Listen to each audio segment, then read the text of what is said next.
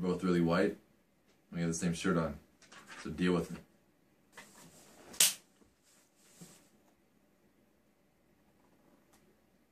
Alright, so for today's episode, we have some questions for deep philosophical-ness. Question 1. How would sex be in space?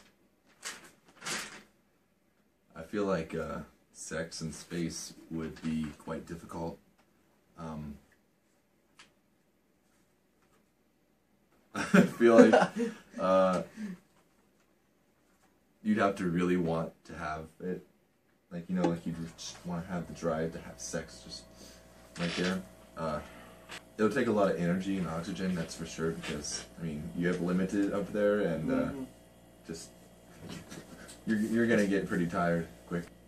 I feel like it's not even worth it, like, having sex up there, because, I mean, why don't you just wait until you're back on Earth? Yeah, unless, of course, you're not going back, then you might as well. Or, I mean, it's bragging rights. But I feel like, when you, like, thrust, it would push the other person away. Yeah, and away. so you have to like go. You'd have to be like tied up. Back. So I assume like you'd have to be into bonds or something. Okay, question 2. How thirsty could one get? You didn't even answer the first one. Oh yeah, I forgot. So there's nothing really more to add to that. I mean, I agree. I think the only way it would really be worth it is for bragging rights. Because, I mean, also it's a privacy issue. Like, where are you going to go? Like, you have other people around. But if you're on, like, a giant space station, like, in the future, it's going to be there's going to be rooms, like in Bridge Terrabithia. You don't go to space in Bridge Terrabithia, but I just want to say that, because it was on my head right then. Alright, fair enough. Question 2. How thirsty could one get? Eventually, you'll die. Like after a couple weeks of actually like a couple days without liquid, you'll die. So like you need to drink water, like 8 cups of water a day to stay healthy. But hold on, I wasn't finished. But if you're talking about the opposite sex, one can get quite thirsty, especially here at our school. Like the amount of thirst at this school, like you need all of the snow that's out there right now, all 12 inches of it, to just melt so everyone can just slurp it all up, because there's a couple people that I'm not going to mention that are just like extremely thirsty and just need it. Just need it. I think that to be perfectly healthy, you should drink about a full gallon of water a day. For some people, I would recommend 2 gallons. Depending on your BMI. Yeah. So, yeah, I mean, hey, job buddies, let's go.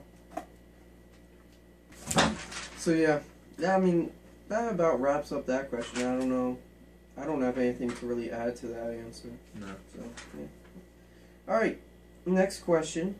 If you found your life story book, would you read to the end? Would you try to change your destiny? I would honestly be scared to read past the present, like what I am today, because I'd rather be surprised than disappointed in what would happen. Like if I were to read ahead and find out that, like, I wouldn't want to figure out that like my wife or my girlfriend. Following people, I want you to come down to the office. Just Drumming.